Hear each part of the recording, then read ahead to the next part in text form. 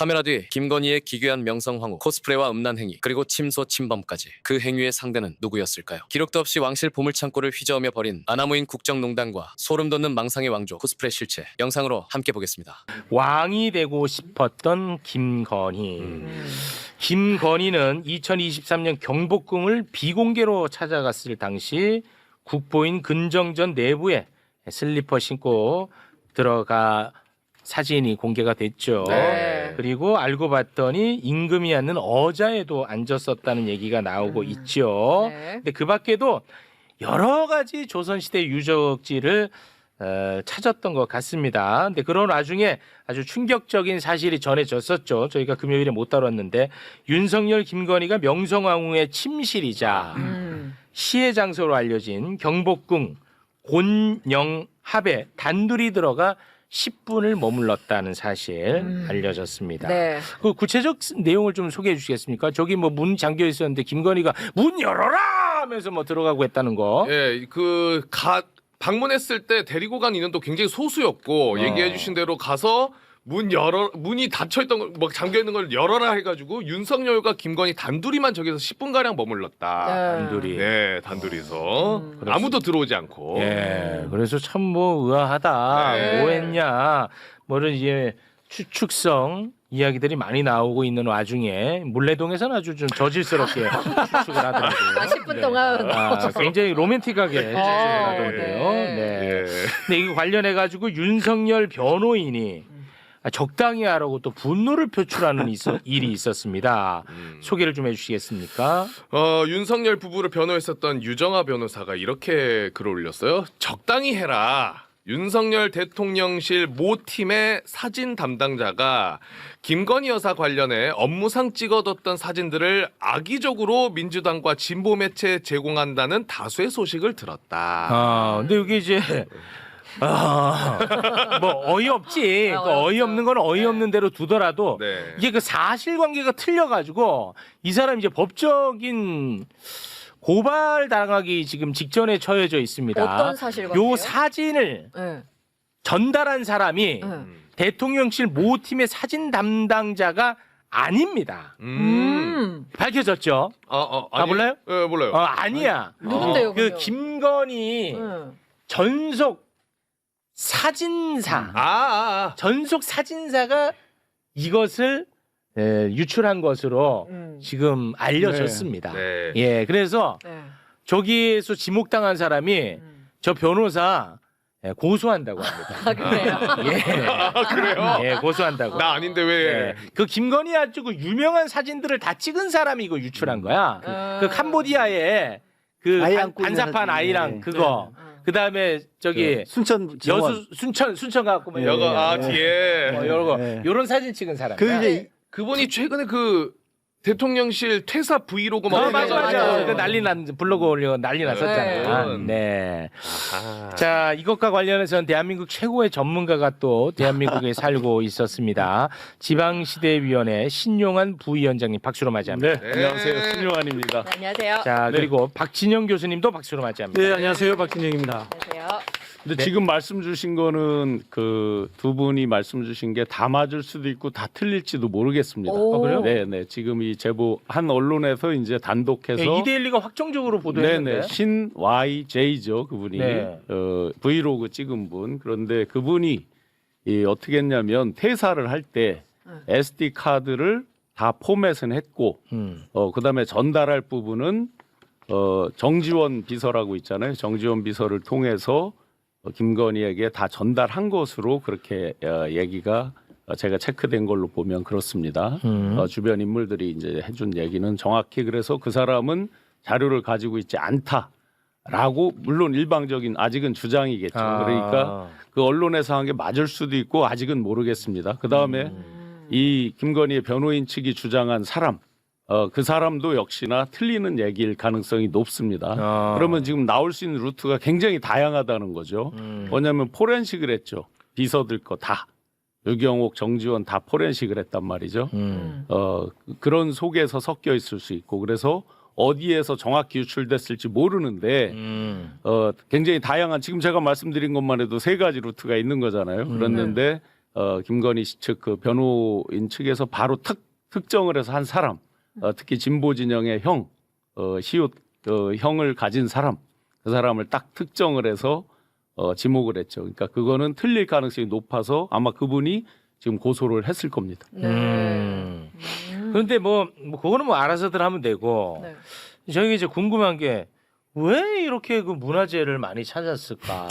일단 첫 아니, 번째로 오늘 또 이게 새롭게 나온 것도 있어. 맞아요. 그 고궁박물관. 그 수장고까지 들어갔다고 하더라고. 수장고. 예. 거기 막 문화재들 막 모아두는 곳 아무도 들어갈 수 없고 네. 아주 다섯 보안 장치를 해제해야 들어갈 수 네. 있는 곳입니다. 그 소개를 좀 한번 해주세요. 23년 3월 2일 날 그 얘기해 주신 것처럼 조선 왕조 실록 등이 보관되어 있는 수장고가 이제 국립고궁박물관에 있는데 23년 3월 2일 날 대통령실 문체비서관실에서 이 박물관에 김건희 여사 오늘 갈 거다. 당일에 갑자기 통보를 하더니 김건희가 다른 동행인 없이 혼자 점심 전에 와가지고 1시간 가량 박물관에 머물렀다. 이거 뭐야? 그리고 얘기해 주신 것처럼 5번 이상의 보안을 통과해야 접근할 수 있는 제2수장고에 가가지고 딱 살펴보고 뭐 뽀린 거 아니야? 나 진짜. 뭘 이렇게 들어가? 야, 이거 가방 메고 갔대 안 메고 갔대? 그거 모르겠어요. 그거 확인해 임마, 이 자식아. 라텍스 장갑 꼈는지 이런 거 가방 메고 모르겠는데 모조품 거기다 놔두고 여기다 넣어갖고 나왔을까봐 내가 불안해. 최근에 모조품 놔두고. 그렇죠. 그건 다 확인되죠 그래도 대한민국 문화재인데 아니야, 기록도 안 남겼대. 자 여기서 공통점이 있잖아요. 루브르 박물관 최근에 딱 10분 만에 털렸죠. 네. 10분이잖아요. 머문 시간이. 농담이지만. 아, 이거 뭐야, 불안하게. 날짜를 잘 보실 필요가 있습니다. 3월 5일 날 가서 용상에 뭐 앉고 뭐 한 날짜가 있잖아요. 네. 근데 이게 3월 2일 날 간 거예요. 수장고에. 수장고는 3월 2일. 자 그러면 이들이 이제 적당히 해라라고 막 그냥 지금 마치 뭐 의기양양하게 네. 득의양양하게 얘기를 하잖아요. 네네네. 그러면서 적당히 하라고 하면서 핑계를 댄 게 뭐냐면 외국 정상들이 오는데 어떤 일이 있을지를 몰라서 미리 점검을 다 한 거고 거기에 잠시 금거북이 이배용 씨 뭐 권고를 받아서 그냥 살짝 앉아봤다 뭐 이렇게 이제 주장을 하면서 말도 안 되고요. 적당히 하라고 했는데 네. 적당히 하십시오. 수장고 간 거를 과연 수장고. 뭐라고 그럼 외국 정상이 수장고에 들어갈 일이 이거 없잖아요. 말이 안 돼. 네. 그래서 수장고. 여기서 이제 그 날짜를 제가 잘 보시라고 말씀드린 게 네. 3월 5일 날 올 때는 윤석열 부부가 같이 온 거예요. 갑자기. 네.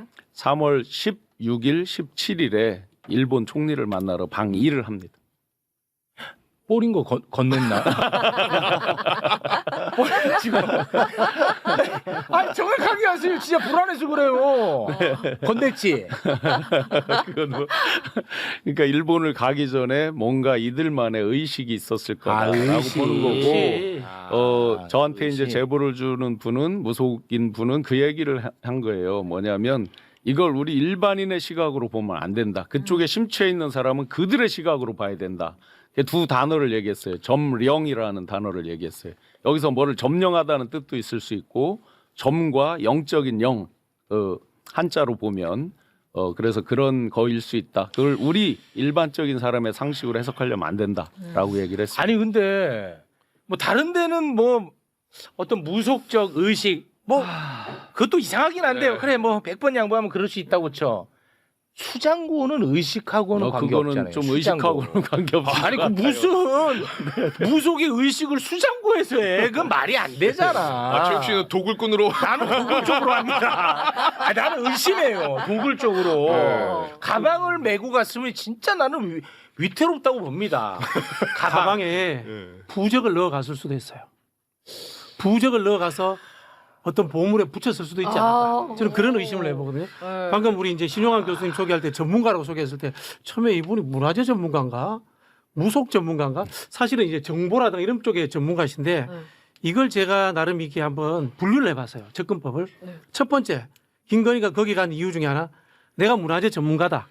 그렇게 해서 기존의 이 그 고수들이 모르는 문화재 접근법 나는 알고 있다. 이런 이야기 생각할 수 있어요. 네. 김건희가 그 문화재 반환 운동 이런 거 했단 말이에요. 네. 그렇게 갔을 가능성이 있고 두 번째는 우리 이제 아니 그러니까 만약에 첫 번째가 맞으려면 누군가한테 이거를 내가 자랑을 해야 될 거 아니겠습니까? 근데 굉장히 비밀리에. 비밀리에 갑니다. 일본에게만 자랑했을 수도 있어요. 일본에게 예, 예.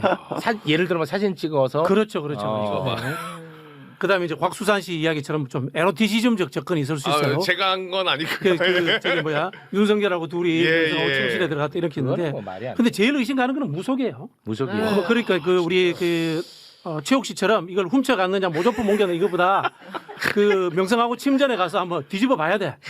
뭐 부적 붙여놨을 수도 있고 수장고에 가서도 한번 뒤집어 봐야 돼. 머리 과학수사대 보내야 돼요. 과학수사대. 그렇지, 과학수사대 보내야 돼. 과학수사대. 아니 근데 뭐 자꾸 그 저한테 좀 천박한 얘기 그만하라고 하는데 그럴 가능성이 있어요. 김건희 씨 천박합니다, 여러분. 그리고 김건희 씨 입에서 모조품이란 단어가 많이 나왔습니다. 어마어마하게 많이 나왔잖아, 맞아, 맞아. 모조품이란 단어가. 인생이 모조품인 거. 인생이 모조품. 나는 이거 열어두고 봐야 된다. 그래서 이 수장고에 전수조사해야 된다. 필요할 수 있죠. 진짜. 나는 그런 입장입니다. 그리고 이제 한 의원님께서도 질의를 하셨지만 이게 계속 전시를 하던 사람이잖아요. 그렇습니다. 가품 갖고 전시를 했니 마았니 논란도 꽤 있었는데 네. 본인에게 이걸 일정 기간 렌트를 해줄 수 있느냐 이런 것들을 제 질문을 했을 수 있어요, 공무원들한테. 그래서 그거에 대해서 이제 한 의원님이 질의를 하셨어요, 실제로. 네. 그리고 좀 더 한 발짝 더 나가면 이 워낙 이제 특이한 사람이잖아요. 이걸 나한테 매각을 할 수 있느냐? 이거 제 말이 아니고 의원님께서 질의를 하신 거예요, 실제로. 그렇게 우리 일반적인 생각과 다른 사람이기 때문에 그런 일까지도 했을지도 모르겠다. 이거 좀 이상해 봐봐. 자, 여러분. 이제 기사의 한 대목을 맞아. 읽어드리겠습니다. 그 부분이 제일 수상해. 네. 2023년 3월 2일뿐 아니라 2023년 3월 2일에 간 거거든요. 혼자. 김건희 혼자. 네. 2023년 3월 2일뿐 아니고 그 사흘 뒤인 2023년 3월 5일에도 윤석열 전 대통령과 함께 와 수장고를 보겠다고 했기 때문입니다. 이날 박물관 직원은 수장고 열쇠를 가지러 갔고 그 사이 이들 부부는 경복궁으로 자리를 옮겨 결과적으로 수장고에 들어가지는 않았습니다. 시선 돌리기가 한 번 있었던 거야. 시선 돌리기가 한 번 있었다니까. 열쇠 가지러 가고 없지 지금. 야, 이거 이상하지 않아? 이 부분 저도 이상하더라고. 이 부분이 너무 이상하지 않아, 진짜? 열쇠를 가지러 간 사이에 다른 데로 옮겼어. 이거 이상하지 않아? 이상하죠. 나만 이상해? 저도 이상한데. 사전에 이미 열쇠를 갖고 있었다는 거예요? 있으면서 열쇠 가지러 가라 그러고 중간에 열어서 빼내 갔다는 거예요? 그러니까 이날은 들어가지 않았더라도 그 앞에서 뭘 뭐 이렇게 했을 수. 나는 아무튼 있으니. 이상해. 두 번 다 약간 비정상적인 게 갑자기 연락하고 갑자기 3월 예. 2일 날도 왔고 3월 예. 5일 대통령하고 오는데도 갑자기 연락하고 갑자기 왔고 갑자기 하여튼 명성황후의 그 방도 이제 열어서 가서 10분 동안 있었던 거잖아요. 네. 그리고 이제 3월 16, 17에 일본을 이제 가게 됐는데 하여튼 그 전에 명성황후 침실에 간 거는 이제 아마 그런 의식과 관련이 있을 거라고 능히 추정이 되는데 수장고 부분은 진짜 정말 이상하잖아요, 거봐. 이상하잖아. 수장고는 김건희가 가고 싶어 했던 것 같아. 근데 윤석열 나 가기 싫어. 막 하니까. 에이, 그건 그럴 수 있잖아요. 그럴 수 있는 관계가 아니야. 아니야. 아니 열쇠까지 가지러 갔다는 것은 야 뭔가 시선 돌리기가 많이 있었다고 봅니다. 네. 시선 돌리기. 그리고 이 3월 5일 날 이렇게 막 그 방문하고 나서 제가 기사 찾아보니까 3월 6일이 그 강제징용 관련해서 3자 변제안이 3월 6일 날 나와요. 야 이거 뭐 선물 좀 이상해 그게 시기적으로도. 3월 2일 날 그 수장고에 들렸고 그다음에 이제 그 건영궁에도 갔다는 거 아니에요. 건영 그러면 뭔가 그 수장고에 이제 조선왕조 의궤를 비롯해서 당시의 왕실의 의식이나 이런 것들의 기록이 남아 있는 거를 확인을 하고 그 확인한 내용으로 실제 뭔가를 하려고 그럼 거기로 갔던 게 아닌가. 그럴 수 있겠네. 네. 뭐 예를 들자면 뭐 조선통신사가 어떻게 했느냐 네, 이런 거 뭐, 보고 뭐, 내지는 일본에 뭐. 가서 총리 만나서 우리도 비슷한 뭐. 행위를 한번 해보자.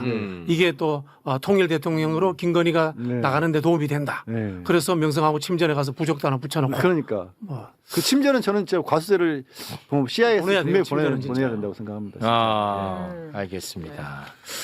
근데 어찌됐든 김건희 특검은 이 관련 수사를 이제 시작을 했거든요. 네. 그래서 당시에 현장에 같이 있었던 사람이 황성운이라는 사람이에요. 그 세 사람이 있는 그 사진 좀 요 맨 왼쪽에 있는 사람 있잖아요. 아, 저 네. 황성운. 네. 저 사람이 현재는 문체부 기조실장인데 현재 당시에는 대통령실 문화체육 비서관이었대. 그래서 저 사람을 이제 소환한다는 건데 이 사람 보통 렉이 아니더라. 왜요? 황성운이라는 사람은 모든 정부에서 다 일을 했어.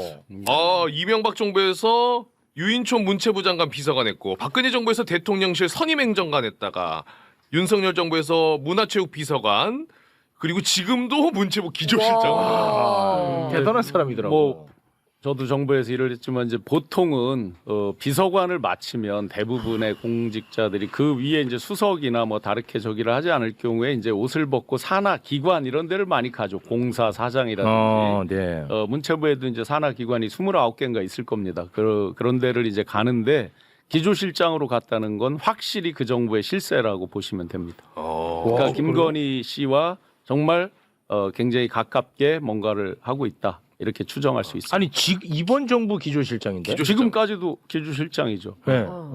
그러니까 윤석열 때는 문화체육 비서관이요. 비서관이었고 네. 그래서 지금 보면은 이제 저희가 상층부 대통령님 바뀌고 일부 바뀌었지만 곳곳에 윤석열 김건희 관련돼서 그때 실세로 활동하던 사람들이 여전히 많이 남아 있고 네. 그게 이제 검경에도 많이 있어서 이번에 또 인사 조치가 일부 있었잖아요. 네. 이런 인사 후속 조치 이런 게 빨리 또 이루어져야 되는 숙제가 있습니다. 네, 알겠습니다.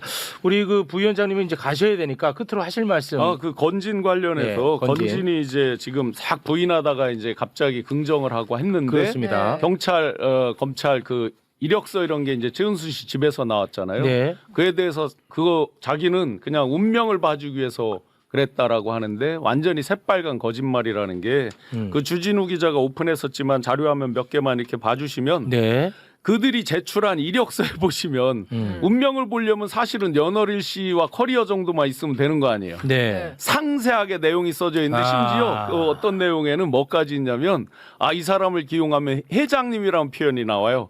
회장님께 확실하게 기여를 할 거다라는 그런 내용들이 막 써져 있어요. 거기서 회장님은 최은수 씨를 말하는 최은순이고. 거고요. 자 그러면 운명을 봐주는데 그런 내용은 필요가 없는 거잖아요. 없죠. 연어릴 씨하고 뭐 저 기본 커리어 뭐 네. 이런 건데 그래서 지금 건진이 말하는 건 지금도 완전히 거짓말이다. 그리고 지금 와서 밝히는 거는 일부 찔끔찔끔씩. 그래서 제가 몇 차례 강조를 드렸지만 큰 집사가 누구냐 하면 저는 단연코 건진이라고 생각합니다. 작은 기존에 얘기했던 뭐 김예성 씨나 유경옥 씨 이런 분들은 작은 집사, 또 유경옥 씨는 가까이 있는 집사 이렇게 보는 게 판단하는 게 맞을 겁니다. 건진. 하나씩 들킬 때마다 하고 건진이 그럼 지금 와서 왜 부느냐? 네. 본인이 이제 형량이 어떻게 하면 줄어들고 빠져나갈 수 있다는 건 대충 나오잖아요. 자기는 단순 전달자. 네. 여기에 조금 더 이거 진전이 되면 지금 포렌식하고 유경옥, 정지원 비서 이런 거 포렌식 많이 돼 있기 때문에 계속 나온단 말이에요. 이거 이러다가 자기 자녀들, 특히 그 딸이 이제 캠프에서도 일하고 그렇죠. 딸과도 관여된 어떤 일들이 프로젝트가 의왕시 이런 거 나오잖아요. 네. 그런 것까지도 불똥이 튀겠구나. 라는 생각들. 그러면 막으려면 딱 하나죠. 이제 김건희 씨는 중형을 면치 못할 것 같다. 이제 딱 떠넘기고 자기 빠지고 이런 거죠. 저는 순수하게 보지 않습니다.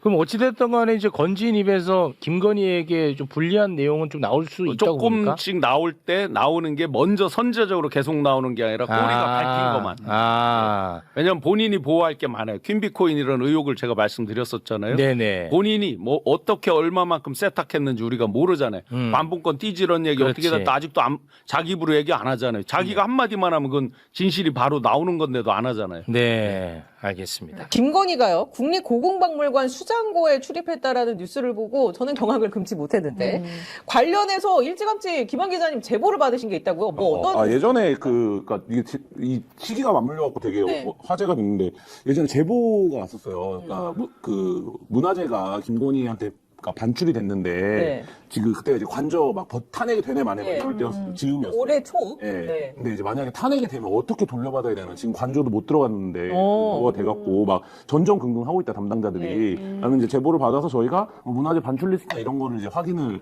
했었었는데 그러니까 접근할 수 있는 루트로. 근데 이제 당연히 그때는 확인이 안 됐었죠. 예. 그러고 나서 이제 뭐 그 뒤로도 워낙 많은 일들이 있어서 잊어먹고 지나갔는데 저는 사실 그 제보를 받았을 때 약간 반신반의했어요. 그거 왜냐하면 아무리 정신 나간 사람이라고 하더라도 어떻게 문화재를. 보관되어 있는 문화재를 개인 용도로 사용하겠다고 반출을 해갈 수가 있는가. 그러니까 이제 그때도 후배들이랑 그런 얘기를 하다가 후배가 근데 거기서 뭐 차담회도 하는데 할 수도 있는 거 아니에요? 그거 뭐 그냥 상 하나 가져가자 이러면 가져갈 수도 있는 거 아니야? 정신 나간 소리 하지 마라. 그게 말이 되냐? 다 국가가 문화유산으로 관리하는 품목들인데 그거를 그러면 이조백자도 갖다 쓰고 다 갖다 쓰지 왜 그게 말이 안 되지 않냐라고 했는데 네. 그때도 이제 그럴 수도 있을 것 같은 사람이 그때가 언제였습니까? 그게 지금 이제 대화. 그 무렵이죠. 그러니까 탄핵 아마 관저 요새화하고 요 무렵일 거예요. 그러면 네. 그때는 차담회 보도가 나오기 전이었는데 차담회 보도는 있었죠. 그때 당시에 네, 차담회 네, 보도가 네, 있었었나요? 네. 차담회는 그 전에 알려진 거니까 그랬었는데 이제 이 문화재 관련된 얘기들이 그러고 이제 잊어먹고 있었는데 이 문화재 관련된 얘기들이 나오면서 보니까 여기만 경회로만 간 게 아니네. 거기 침소에도 들었네. 근데 수장고를 2번이나 갔네. 그러니까요. 2번이나 갔다라는 건 뭡니까? 볼 게 있었으니까 간 뭔가 거예요. 목적이 있다라는 네, 거죠. 그렇죠. 확실한 목적. 네. 근데 그마저도 방문 기록이 없다라는 거잖아요. 그렇죠. 그러니까. 그러면 드러내놓을 수 없는 어떤 목적이 있다는 건 분명한 거잖아요. 저는 두 가지로 보는데 네. 두 가지 중에 하나일 거라고 봐요. 김건희 행동 패턴을 놓고 보면 지금 많은 사람들이 얘기하는 주술적 의미가 네. 있을 수 있겠다. 뭐 세 가지구나. 그러니까 주술적으로 뭔가 내가 본인이 명성황후 얘기도 자주 해요. 그러니까 명성황후 관련해서 뭔가의 어떤 강한 이입, 뭐 정신적인 일체감, 뭐 이런 걸 느꼈는지 모르겠어요. 거기가 얕잖아요, 좀. 지식이. 그러니까 하면서 죽고 싶어. 아니. 조선의 국모잖아요. 그러니까 뮤지컬 명성황후 이런 걸 생각하면 드라마죠. 뮤지컬도 안 봤지. 뮤지컬 이런 거. 드라마 명성황후가 갖고 있는 이제 말하자면 미디어적 이미지 같은 걸 생각하고 내가 조선의 공모다 이런 거에 모입이 되어서 어쨌든 기가 이제 좋은 곳이잖아요. 네. 하기에 뭐 그런 차원의 접근이 하나 있을 수 있고. 주술적. 그다음에 두 번째는 뭐 이것도 일반적인 접근이지만 내가 권력을 가졌는데 내가 돈 있어도 사람들이 못 가보는데 예를 들면 진짜 뭐 예를 들면 뭐 그냥 편하게 얘기하면 이재용도 못 가보는데 뭐 이런 데를 내가 그냥 맘대로 다 다닐 수 있는 사람이야. 나 여기 어자에도 앉아볼 수 있는 사람이야. 이런 거에 대한 어떤 심리적인, 그러니까 본인이 갖고 있는 어떤 그 부족함에 대한, 피폐함에 대한 어떤 심리적인, 결핍에 대한. 심리적인. 그리고 저는 근데 그 두 가지보다 네. 더 김건희스럽게 설명을 하려면 뭔가 사업을 했을 거라고 봅니다. 사업을. 그러니까 김건희가 기억하시겠지만 그런 면에 굉장히 강해요. 김건희 에코백 뭐 이런 거 제작을 했거든요. 그게 보통은 대통령실에서 그렇게 브랜드화해서 제작하지 않는 품목들이에요. 근데 김건희 에코백, 김건희 스카프 뭐 이런 것들. 그러니까 김건희가 그런 어떤 소품. 근데 그 문화재와 관련해서 뭔가 그리고 이제 어쨌든 뭐 우리는 멤버 유지를 기억하지만 미술 전공인 거 아닙니까? 그렇다라고 하면 이제 그런 문화재를 통한 어떤 뭐 사업 부상 뭐 이런 그러니까 이배용 위원장이 국가교육위원장으로 알려져 있지만 어저께 압수수색 들어갔나요? 한지 관련된 맞습니다. 거거든요. 그러니까 뭐 그런 이제 한지 관련된 거는 결국에는 뭐 문양이라든지 종이라든지 이런 거에 대한 어떤 사업이고 그게 이제 말하자면 그게 얼마나 사업성이 있어 이렇게 생각하지만 그게 이제 그 돈 있는 분들한테는 꽤 말하자면 뭐랄까요 사치품이나 기호품으로 시장에 있는 거거든요. 그러니까 뭔가 그런 접근이 있었던 게 아닐까라는 생각을 해봅니다. 자, 1번, 2번, 3번 중에 어떤 게 가장 나의 그 생각에는 부합한다고 생각하십니까? 김건희 행동 패턴을 이해하는데.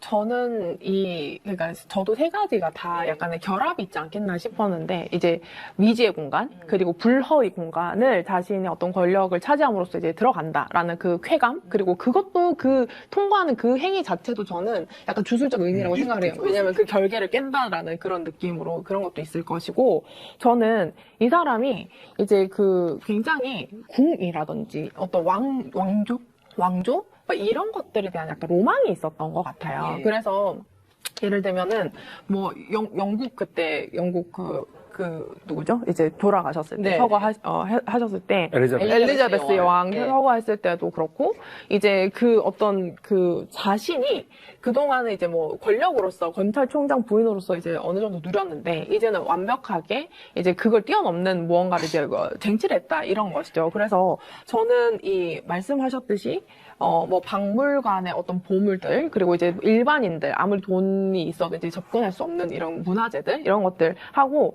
또 하나 더는 이 사람이 예술의 전당에서 무슨 자기가 뭐 한국 그 국중막 뭐 이런 것들 뭐 전시를 했다, 뭐 까르띠에 전시를 했다, 뭐 이런 것들을 엄청 기획을 하고, 그리고 뭐 자코메티전 뭐 세상에서 제일 뭐 비싼 이제 이거 뭐죠? 조각상 전시를 하고 막 이런 것들에 대한 굉장히 갈망이 있었던 것 같다. 그래서 저는 사실 이게 문화재도 충분히 지금 이렇게 어떤 것들 뭐 전시회를 한다든지 뭐 자기 이름을 그러니까 한다든지 사업적으로도 이제 살펴보고, 그러니까 자기가 그냥 단순히 그 어떤 접근이 아니라 굉장히 이것을 오랫동안 진지하게 무엇을 이제 하려고 이제 접근한 거 아닌가, 저는 그런 생각은 들더라고요. 근데 뭐 이런저런 얘기가 있지만 다 떠나서 사람이 공적인 인물로 살아간다라는 거에 대한 최소한의 감각? 이런 거를 갖잖아요. 예를 들면 저도 어디 공직에 나가면 내가 SNS는 하지 말아야겠다. 술은 먹지 말아야겠다. 여기 있는 거. 예를 들면 그러니까 그게 기준이 뭐든 자기만의 그리고 내가 이제 공적 인물이야. 라니까 내가 이제 그런 거는 하지 말아야지. 사회적 책임을 해야지. 뭐 이런 등등등의 그러니까 최소한 그거를 하기 위해서 근대국가 이후에 다 고등교육을 시키고 사회화를 시키고 이렇게 해서 사회에 내보내는 거예요. 법적인 태도를 안 해서 살게끔 하는 게 있죠. 근데 이 김건희라는 인물을 보면 그게 없어요. 그러니까 그게 없는 게 저는 굉장히 놀라운 유형의 인간이라는 거예요. 처음 보는 인간의 유형입니다. 그러니까 어떻게 예를 들면 궁금할 수 있어요. 그러니까 궁금할 수 있죠. 내가 나 그래도 미술 전공인데 나 거기 한번 가보고 싶은데 생각해 볼 수 있죠. 그러면 최소한 비서를 통해서 그런데 가볼 수 없나요? 뭐 그거를 행사를 만들 수 없나요? 내가 거기를 갈 수 있는 뭔가 계기를 잡을 수는 없나요? 공식적으로. 그렇게 할 수 있죠. 예. 그 정도만 해도 권력 남용이에요. 근데 여기는 그런 말하자면 최소한의 장치조차 없이 인식 자체가 없는 것 같아요. 당일날 오전에 통보했다는 거 아닙니까? 나 좀 이따 갈 거다? 이게 무슨 짓이에요? 그러니까 왜 어떻게 이런 정도의 감각을 가진 사람이 존재할 수 있는가? 이거 자체가 저는 굉장히 그러니까 한국 사회의 실패다. 아니, 거기까지 얘기가 나가는데 이제 그 연장선상으로 영부인 접견실까지 해외 순방 때 만들려고 했던 거 아닙니까? 그 얘기 좀 잠시. 다음 소식은 김건희 씨 얼마 전에 용상에 앉았다라는 보도가 나와서 다들 경악하셨을 텐데 명성황후의 침전에도 들어갔던 사실이 확인이 됐습니다. 일반인은 물론 못 들어가는 그런 곳이고요. 닫힌 문을 열라고 윤석열이 얘기를 하고 이제 함께 들어갔다고 합니다. 경복궁 안을 돌아다닐 때는 카트를 이용했다라는 증언도 나오고 있고요. 참 이 사건은 여태까지 정치평론, 정치가로 있으시면서 이런 사건을 마주하게 될 거라고는 두 분 생각도 못했죠? 네. 평생 이런 사건을 평론해야 할 줄이야? 아니 이제 진짜 국민의힘이 책임져야 된다 생각합니다. 어떻게 이런 사람을 갖다가 좀 전혀 상상도 할 수 없는 짓을 해갖고 사는 거잖아요.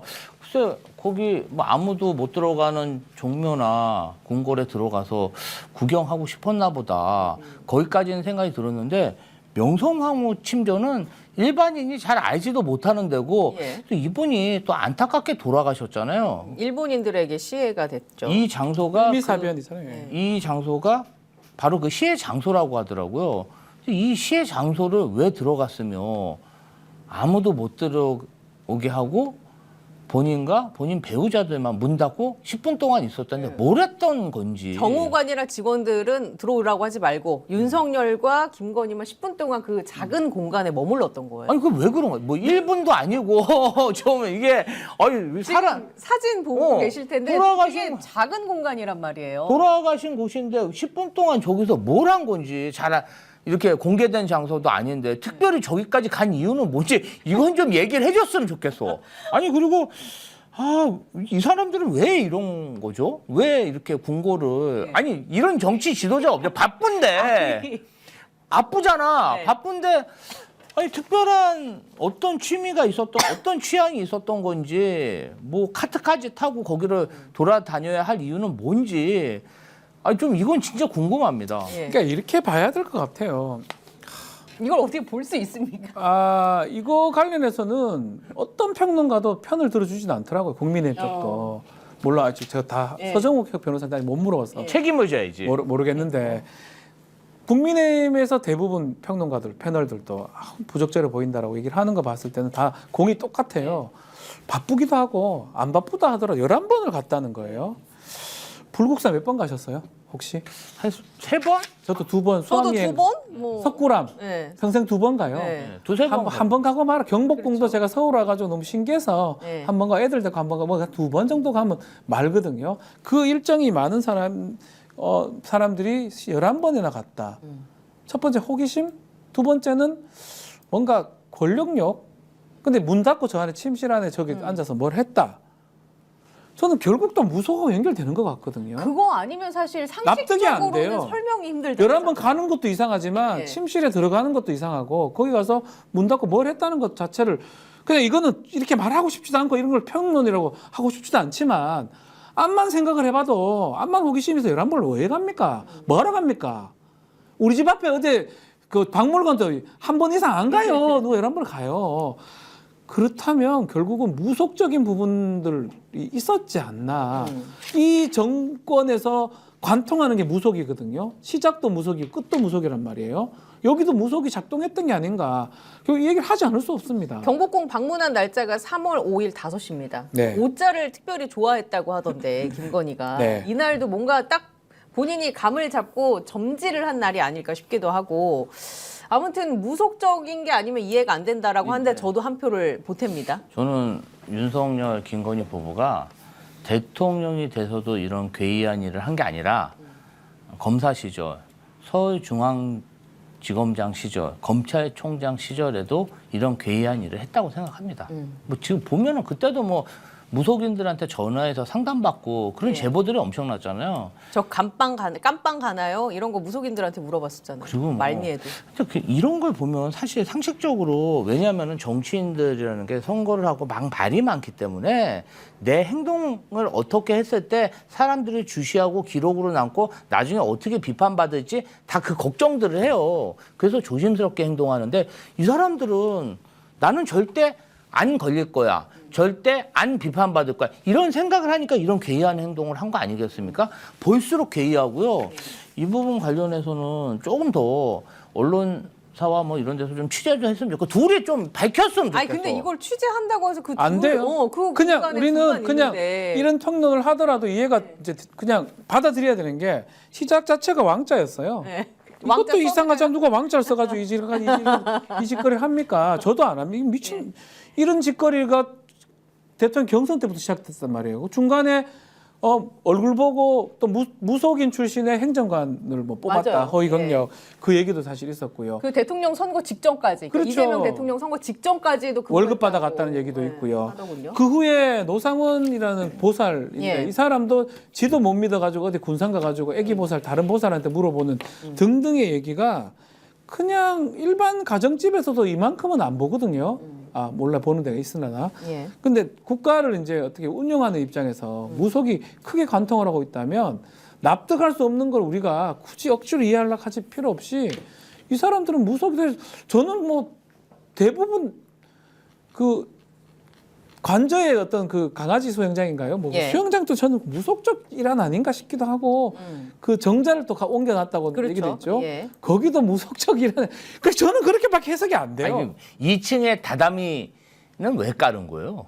일본 좋아. 일본적인 그 요소가 있죠. 흰옥기탕도 있다고 하고. 아니 근데 잘 생각해 보면 그 다담이라는 게 습기 때문에 까는 거거든요. 예. 일본의 어떤 건축 양식 지진이 많고 날씨가 덥고 이러다 보니까 단층 주택이 많고 그게 예. 다 나무로 지어져 있어요. 그래서 습기를 방지해서 다다미를 까는 건데 아니 신식 한옥 건물에 한옥이 아니고 그냥 최신 건물에 예. 다다미를 왜 깔아요? 이상하잖아요. 이상하죠. 그러니까 이상한 게 좀 상식적으로 너무 근데 이 사람들이 본인들도 이상하다 생각했어요. 그래서 다담이랑 이런 거 다 철거했대잖아요. 그 이재명 대통령이 들어가고 난 이후에는 그런 흔적을 찾을 수는 없었던 거고. 그러니까 본인들도 이상하다고 생각해서 철거까지. 철거를 했단 말이죠. 네. 아니 그러면 거기서 뭘 했을까? 진짜 조선시대에는 그런 미신을 믿는 왕비나 궁녀들이 소격소를 차려서 거기서 막 무당이랑 굿하고 그랬대잖아요. 뭐 그런 수도 있지 그냥 않을까? 이거는 뇌피셜인데요. 제 그냥 그 상상입니다. 네. 그 일본 아마테라스 종교 포함해서 일본 지금 얘기해준 그런 문화에 굉장히 심취한 걸로 지금 우리가 추측할 수 있잖아요. 김건희와 윤석열을. 그건 전 그 이상으로 보는 게요. 심취는 당연한 것 같고요. 암만 이게 심취해 있다 하더라도 이거 만약에 내가 이제 다음 대통령이 오게 되면 볼 건데 집에 저거 집에 다다미를 하든 뭐 상관없어. 근데 관전은 공적인 장소란 말이에요. 예. 거기 다다미 하긴 어려워요. 저는 그래 보거든요. 네. 흰옥기탕도 그렇고요. 이제 어쨌거나 김건희는 한때 영부인 신분이었고, 근데 본인이 이걸 이제 쥐락펴락하는 정황들이나 이런 것들이 지금 보도를 통해 계속 나오고 있는 상황입니다. 법무부 장관 연락처를 알고 수사 개입까지 하고, 박성재는 그 지시에 충실히 따르고. 자, 그래서 저는 이런 궁금증이 드는 겁니다. 어떤 궁금증이냐 하면요. 이 개인적으로 텔레그램 한 거 이제 다 밝혀진 거 아니겠습니까? 네, 그 박성재 전 법무부 장관 이전에 누가 있었습니까? 한동훈 있지 않았습니까? 법무부 장관, 직전 그렇죠. 법무부 장관. 예, 한동훈 전 법무부 장관 시절에 완전 특수부 라인으로 윤석열과 한 라인이었던 그 한동훈이 법무부 장관까지 그냥 아주 중간에 뭐 건너뛰고 됐지 않았습니까? 실제로 국회에서요, 조수진 의원의 질문에 대답한 한동훈 영상을 제가 찾았습니다. 그 영상 일단 보고 이야기를 좀 나눠보겠습니다. 그 후보자 2019년 국정감사에서 카톡 수사 개입 의혹 지적당한 바 있죠? 어떤 말씀? 당시 대검 반부패 강력부장 신분으로 조국 전 장관 수사 담당자들하고 단톡방 만들어서 관련 내용을 수시로 공유했다. 이 시기에 또 후보자는 부산고검 차장검사였는데도 불구하고 사건에 전혀 개입할 수 없는 이치인데 이 무렵에 3개월간 윤석열 당시 총장하고 2330회 카톡을 했고 심지어 배우자인 김건희 씨와도 332회 카톡을 주고받았어요. 당시 그 카톡에 대해서 윤 총장 재직 중 윤 총장과 연락이 안 돼서 윤 총장 배우자 등에 통해서 윤 총장과 연락을 했던 것이다. 이렇게 변명을 했습니다. 총장하고 연락되지 않았을 경우에 한해서 한 겁니다. 소위 말하는 손준성 당시 정책기획관하고 권순정 대변인하고의 카톡도 대검의 핵심 간부들하고 제가 가까운 사이니까 카톡방을 운용할 수 있죠. 뭐 저도 평소에 여러 가지 카톡방을 만들었다가 깨고 하는 건데요. 자, 그 국회에서 지금 청문회 때 하신 한 발언을 함께 확인을 했습니다. 김건희랑도 카톡으로만 332회 연락을 주고받았다는 거예요. 맞아요. 그러면 지금 이 법무부 장관이었던 박성재랑 이런 대화를 나누는 사이인데 본인의 완전 키즈 아닙니까? 윤석열 키즈. 맞아요. 였던 한동훈이랑은 도대체 어떤 얘기를 주고받았을까? 그래서 지금에 와서 생각해보면 한동훈을 사살하라 뭐 이런 얘기가 노상원에게서 나오기도 했었고 그리고 한동훈에 대한 적개심은 윤석열이 지금 많이 표현을 했다고 지금 보도를 통해 나오고 있지 않습니까? 이제야 좀 얼개가 저는 맞춰집니다. 그러니까요. 그때 332회 카톡을 할 때 분명히 김건희는 본인의 바람을 전달을 했을 거고 한동훈은 그거에 순순하게 응하지 않았을 가능성. 그렇기 때문에 이것 봐라. 내가 키워줬는데 너가 등을 돌려? 해서 이제 그런 악감정이 쌓이다 보니까 계엄 때 한동훈을 제거해라라는 쪽으로까지 가지 않았을까라는 게 저의 추정입니다. 네. 이게 법무부 장관 후보자 청문회 과정에서 나온 거잖아요. 지금 윤석열과는 뭐 1000몇 번, 이 김건희랑은 330번, 윤석열과는 2330번. 예. 이게 그 시점에 했던 거예요. 윤석열이 징계를 당합니다. 뭐 항명하고 그랬다. 추미애 그 법무부 장관 때. 그때 부적절하게 거기 관여할 수 없는데 연락을 주고받고 김건희랑은 300번 넘게 연락을 주고받으니까 이게 뭐냐고. 이게 왜냐면 징계 의결서인가 하여튼 관련한 보고서에 나오는 내용이에요. 확인을 해서.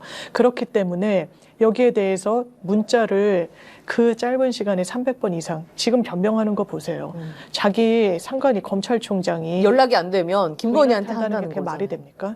부인이랑 왜 그럼 자기가 먼저 연락이 안 됐던 그 300번 중에 다 300번이 자기가 먼저 했나요? 연락 안 돼서 먼저 지시가 온 건 없을까요? 그런 추론이 분명히 가능하고 그랬던 전력이 있는데 법무부 장관이 됐어. 본인만 딱 떼놓지 말고 그럼 앞뒤를 보자고요. 본인은 원래 300번 이상 김건희랑 이 문자를 주고받는 사이였고 그 뒤에 후임자 박성재한테는 김건희가 직접 지시를 내렸어요.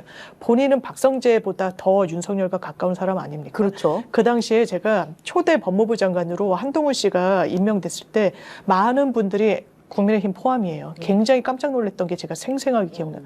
아니 나이도 어리고 중간에 뭐 하나 건너뛰고 그러고 갔다고 그러던데요. 그 인사도 많이 건너뛰고.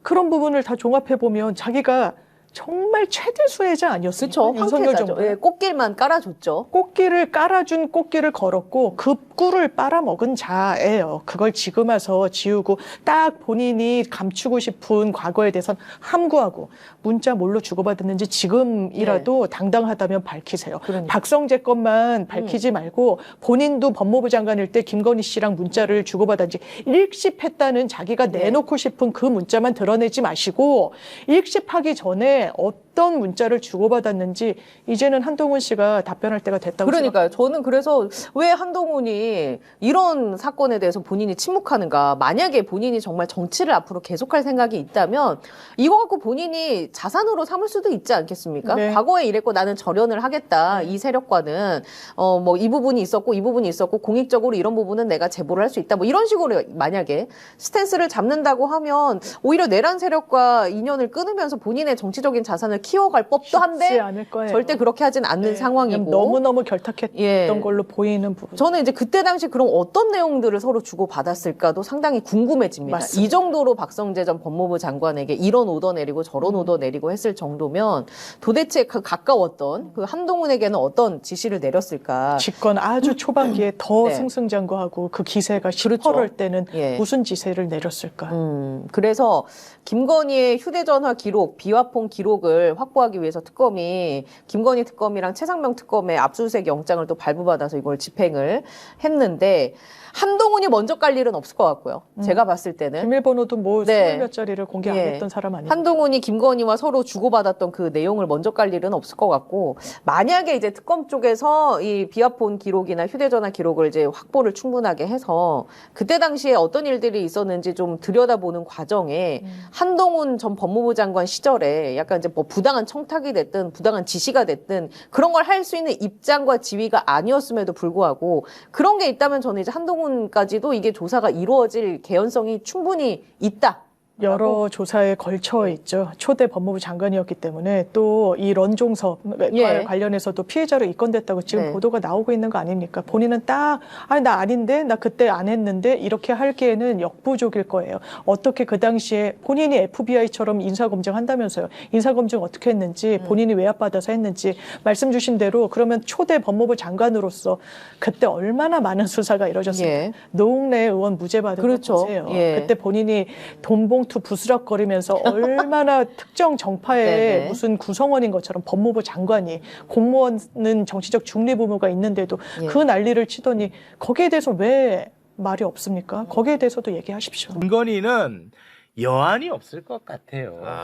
여한이 대통령보다 더 대통령 놀이를 많이 했던 것 같습니다. 레전드입니다 이거. 그런데 또 한편으로는 진짜 이 사람들은 남의 아픔에 대해서 전혀 공감 능력이 없구나 하는 정말 잔인함도 많이 느꼈습니다. 네. 2023년 8월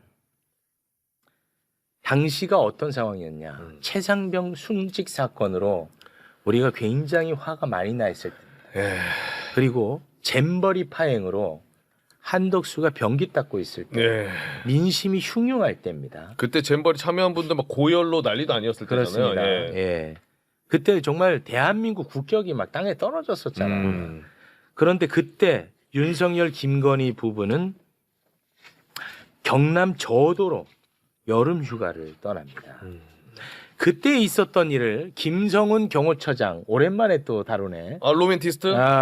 김성훈 경호처장이 요새 경찰에 가가지고 다 솔직하게 진술을 하고 있나 봐요. 관련 내용이 JTBC를 통해서 보도가 됐는데요.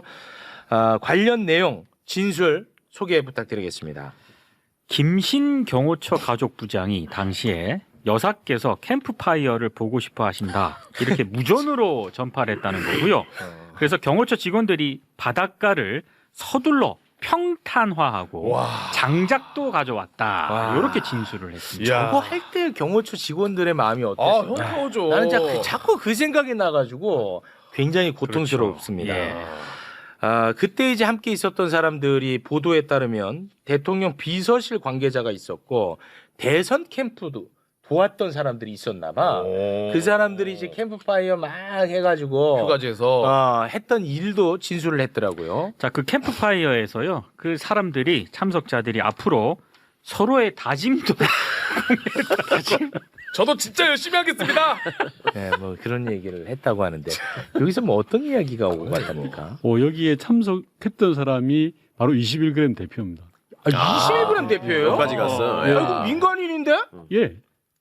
21 제가 국회에서도 공개를 했던 사항인데 21g 대표가 본인이 인정했어요.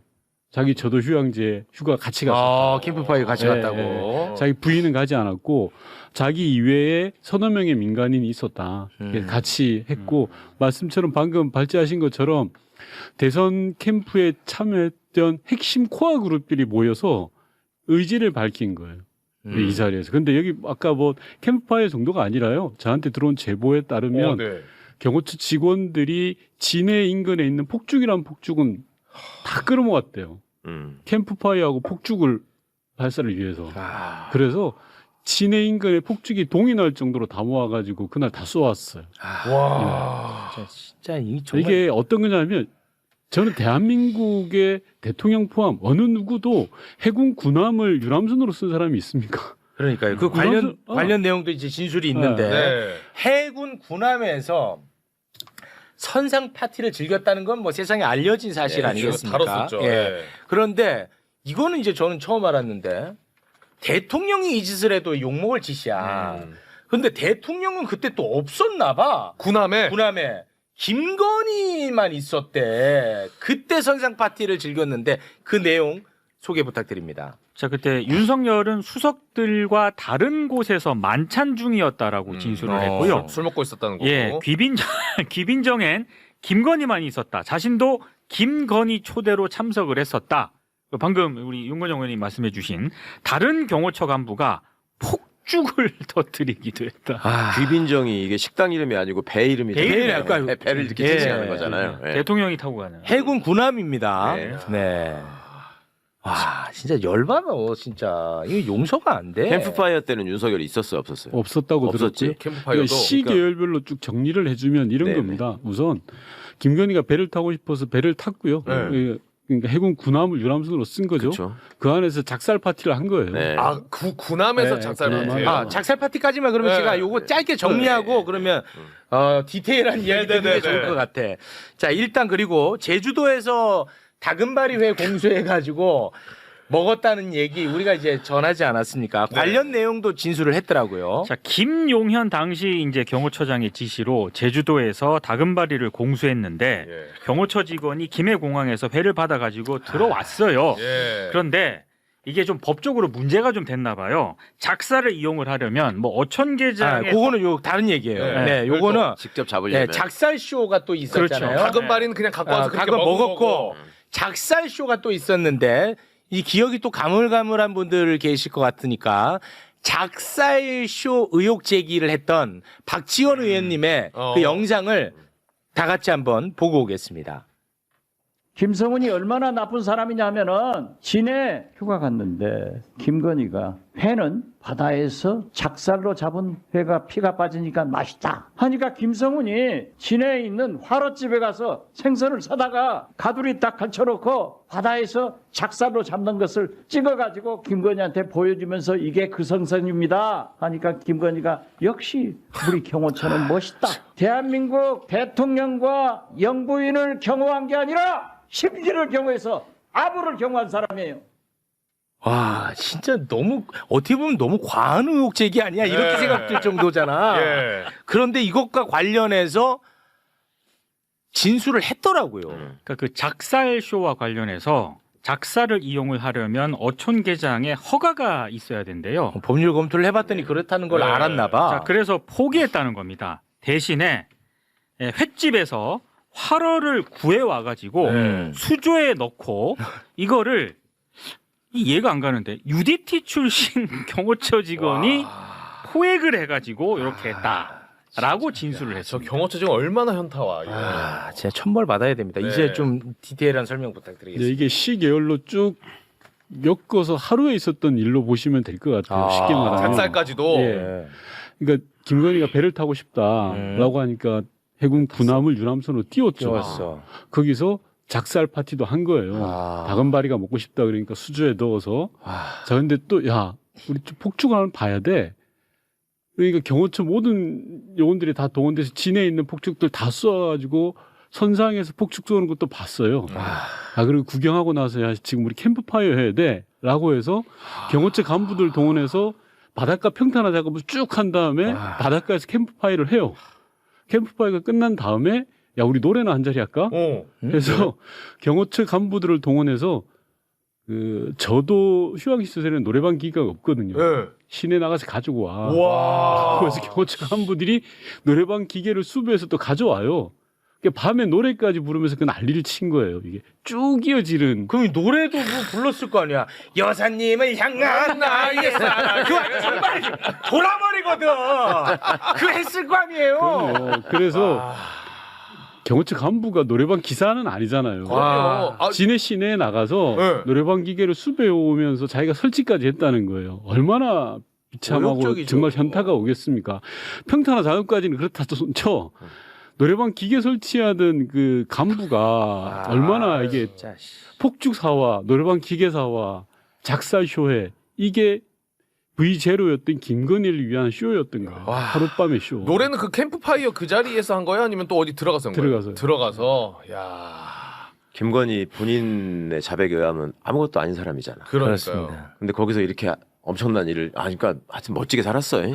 잘 짧은 시간이지만 정말 이상하지 않아요? 21g 대표는 지 와이프를 띄워놓고 오고 김건희는 제 남편을 띄워놓고 가고 거기 모여 앉아가지고 노래 부르고 진짜 특이한 사람들이야. 그러니까 이게 시기적으로 보세요. 2023년 8월이에요. 그리고 아까 우리 체육 진행자께서 말씀하셨던 당시에 잼버리 대 최상병 순위 사건도 있었지만 대선이 끝나고 한 1년 정도 됐어요. 그러니까 자기 핵심 코어들 사실상 분신과도 같은 사람들을 모아서 자 우리 의지를 한번 모아보자. 제대로 힘다지게 해보자라고 김건희가 집합을 걸었던 모임인 겁니다. 근데 진짜 역겨운 게 이런 김건희가 재판받으러 나올 때 이러고 나오잖아. 마스크 쓰고 역겹지 진짜. 야. 근데 진짜 소름 돋는 건 뭐냐? 내란 없었으면 지금도 그 짓 하고 있을 시기야. 당연하지. 지금도 매 휴가 때마다 아직 여러분 임기 안 끝났습니다. 놔뒀으면. 와. 저는 이 UDT 출신 경호처 직원이 가장 큰 현타가 왔을 것 같은데요. 활어를 잡으니까 UDT 출신이랬을 거고 뭐 한우 먹었으면 그러면 야 707 없냐 뭐 이랬을 거. 이게 뭐 하는 짓인지. 지금 저희가 웃으면서 이야기하지만 그 일을 실제로 했던 경호관들은 맞아요. 저한테 제보를 했을 때 진짜. 야, 의원님 이게 말이 됩니까? 라고 이야기를 던졌어요. 그리고 맞습니다. 저는 보도를 보면서 좀 화가 났던 건 김성훈이 이제서야 이제서야 뭐 그런 일들을 인정하잖아요. 제가 국회에서 그토록 해도 단 한 번도 인정 안 했어요. 근데 이제서야 자기가 발뺌하려고 자기는 김용현 지시에 따라서 했다라는 식으로 이야기하는데 새빨간 거짓말입니다. 거짓말이에요. 왜냐하면 자 김성훈은 당시에 기획관리실장이에요. 기획관리실장. 기획관리실장이 실제로 VIP 휴가지에 따라가거나 이러지를 않습니다. 그렇죠. 원래 그 계통이 아니지. VIP 휴가지에 따라가는 사람은 경호본부장 또는 가족부장, 수행부장 등이 가는데요. 이 시기에 김성훈이 가서 자기가 주도적으로 했던 이유는 권력에 정확하게 어디 있는지를 알고 아부하고 겨냥했던 거예요. 본인을 어필하기 위해서. 어필하기, 보여주기 위해서. 눈에 들은 거예요. 이 상황들을 통해서. 휴가지 일련의 일들을 통해서. 김성훈은 뭐 현타 올 일이 없네요. 전혀 없죠. 그리고 들떠 있었겠네. 그 다음에 8월 중순경에 윤석열 부친상이 있습니다. 윤석열 부친상에서 김성훈이 빛을 발하죠. 전국에 몇 자리를 알아보러 다녀요. 김성훈이? 자기가 할 일이 아닌데도 불구하고. 그러면서 윤석열 김건희 눈에는 확실히 들어요. 도장을 찍죠. 그러면서 이 양반이 그 다음에 24년 봄에 차장으로 승진을 합니다. 실권자가 되는 겁니다. 그러다가 잘 기억해 보세요. 탄핵 그 내란 시기에 박종준 처장이 그만둡니다. 경호처장. 맞습니다. 갑자기 그만둬요. 처장. 이 양반이 그나마 경호처 내에서는 온건 합리파였어요. 이 사람을 똘똘 말아서 내보는 게 김성훈이에요. 대단히 권력력이 강한 자이고 저도 휴가지에 있었던 모든 일들을 자기가 주도적으로 했음에도 불구하고 지금은 김용현이 시켜서 나는 몰라 시켜서 한 거야라고 하는 것은 자기 재판이 다가오거든요 이제. 책임 회피하려고 얘기하는 거야. 자기 살려고 하는 거예요. 변명이고 새빨간. 저는 그런 내용은 몰랐고 그냥 괘씸해가지고 김용현이 지시했다는 내용은 그냥 다 빼버렸어요. 오늘 방송 준비할 때. 우리가 이 사람들의 의리에 대해서 지난번에 한번 얘기했잖아요. 자기 키워준 사람 배신한다고 무조건 뒤에 가서 물어뜯는. 예, 한번 얘기했었죠. 윤석열, 한동훈, 장동혁, 홍준표, 배현진만 얘기했잖아. 맞습니다. 김성훈이도 똑같잖아. 김성훈. 지를 거기까지 키워준 사람을 이제 지금 와가지고 맞아. 너네들 어차피 죽은 목숨이니까 다 너네가 뒤집었어. 난 살아야겠어. 이런 거잖아요. 그렇습니다. 내란 당시에 윤석열을 호위무사가 된 경호처 간부들, 가족부장 김땡, 그다음에 김성훈, 경호본부장 이땡 이런 사람들이 모두 이때부터 한 팀이 됐던 사람들. 저도 때부터 쭉 가는 겁니다. 패밀리지 진짜. 김성훈 또 김건희 생일날 또 트렁크에다가 풍선 넣어가지고 이벤트하고 가관이었습니다. 야, 그래서 김건희 초대로 갔다고 얘기를 하는구나. 김건희가 초대해서 간 거다 본인은. 내가 볼 때는 이런 프로그램이면 이건 무조건 롤링 페이퍼 했거든요. 제가 봤을 때도 프로그램 자체가 좀 탄탄하잖아. 너 레크레이션 많이 해서 알잖아. 많이 했죠. 탄탄한 프로그램이거든요. 마지막에는 이제 촛불 듭니다. 그동안에 서운했던 거 얘기하면서 눈물 약간 울어주고 감동적입니다. 그렇게 연결이 되거든요. 그렇습니다. 아마 거기선 그랬겠죠. 여사님 나라를 위해서 이제 그만 좀 고생하세요. 정말 못 봐주겠습니다. 뭐 이런 걸로 갔겠지. 분명히 통기타 칠 줄 아는 사람 한 명은 있었을 거예요. 사랑으로 들어가지. 내가 사랑하는 자, 옆 사람을 따뜻하게 하겠습니다. 함께. 이건 탄탄해 프로그램이에요. 탄탄하다고. 이건 전문가가 붙었어 내가 봤을 때. 정말 역겹습니다, 진짜. 요새 재판정 나오는 모습 보면 진짜 역겨워요, 역겨워. 지기현 판사를 초빙하진 않았겠죠. 지기현 그래죠. 그래죠. 네, 지기현 사회 봤으면 진짜. 자, 이번에는 경호처 순서입니다.